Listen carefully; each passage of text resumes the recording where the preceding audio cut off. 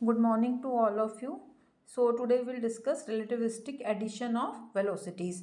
We take two frames S and S dash such that S dash is moving with velocity v along positive x direction with respect to frame S.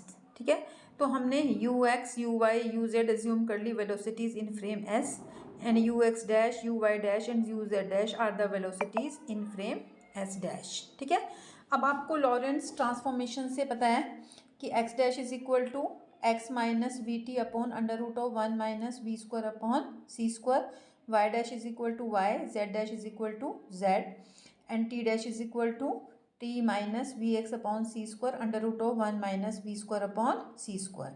ठीक है, तो सबसे पहले हम X dash वाले expression को differentiate करेंगे with respect to T.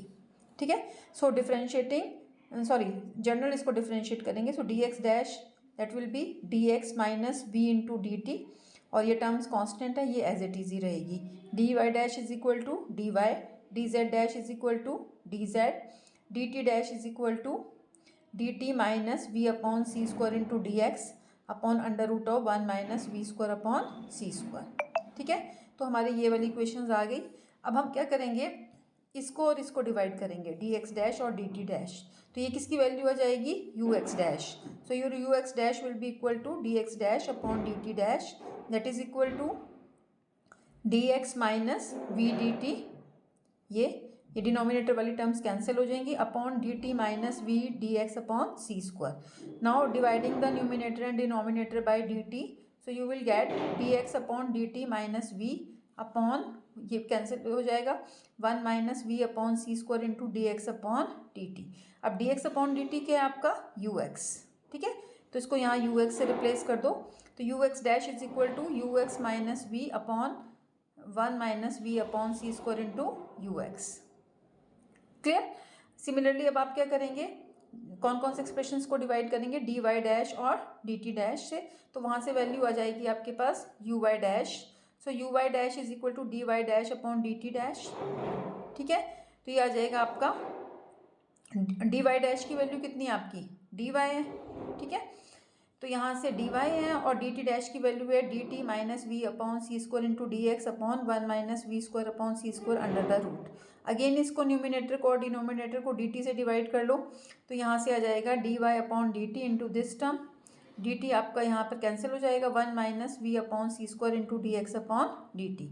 अब आपका D Y upon D T U Y है, D X upon D T U X है. तो वैल्यू कितनी आ गई यू वाई डैश की आपकी, U Y dash is U Y minus 1 minus V square upon C square under the root upon 1 minus V upon C square into U X. ठीक है, similarly हम U Z dash की value निकाल लेंगे. तो इन तीनों इक्वेशंस को U X dash, U Y dash and U Z dash, these are called relativistic law of addition of velocities. अब अगर हमने इनकी इनवर्स ट्रांसफॉर्मेशन इक्वेशंस निकालनी है तो हम लेफ्ट हैंड साइड लिख लेंगे U X, U Y, U Z और राइट हैंड साइड सिंपली आप क्या कर दोगे, वी को रिप्लेस कर दोगे माइनस वी से. ठीक है, तो जो हमारी इक्वेशंस आ जाएंगी वो आ जाएंगी U X is equal to U X dash plus V upon 1 plus V upon C square into U X dash. Simply आपने पिछले एक्सप्रेशंस में वी को किससे रिप्लेस कर दिया, माइनस वी से. और left hand side U X, U Y, U Z आ जाएगा, right hand side U X dash, U Y dash and U Z dash आ जाएगा. So these are your inverse transformation equations. अब अगर इसमें हम स्पेशल केस लेते हैं, in case the body is moving along X direction, तो Y और जेड कॉम्पोनेंट हमारे जीरो हो जाएंगे. तो हम यू एक्स डैश को ले लेते हैं यू एक्स को ले लेते हैं यू और यू एक्स डैश को यू डैश. तो हमारा एक्सप्रेशन क्या आ जाएगा यहाँ से, U is equal to U dash plus V upon 1 plus V upon C square into U dash. ठीक है, अब सेकेंड अगर हम पार्टिकल को फोटोन कंसीडर करते हैं which is moving with velocity C in frame S dash और S dash frame भी वेलोसिटी सी से मूव कर रहा है अलॉन्ग एक्स एक्सिस, तो उस केस में हमारा क्या हो जाएगा, ये वाली वैल्यू भी सी हो जाएगी और वी की वैल्यू भी सी हो जाएगी. तो अगर इस एक्सप्रेशन में वी और सी जो है यू एक्स डैश और वी की वैल्यू हम सी लेते हैं तो वैल्यू विल बी सी. तो इसका मतलब क्या हुआ, हमारा speed of light is an absolute constant, it is independent of the motion of the frame of reference. So this is about relativistic addition of velocities. Thank you.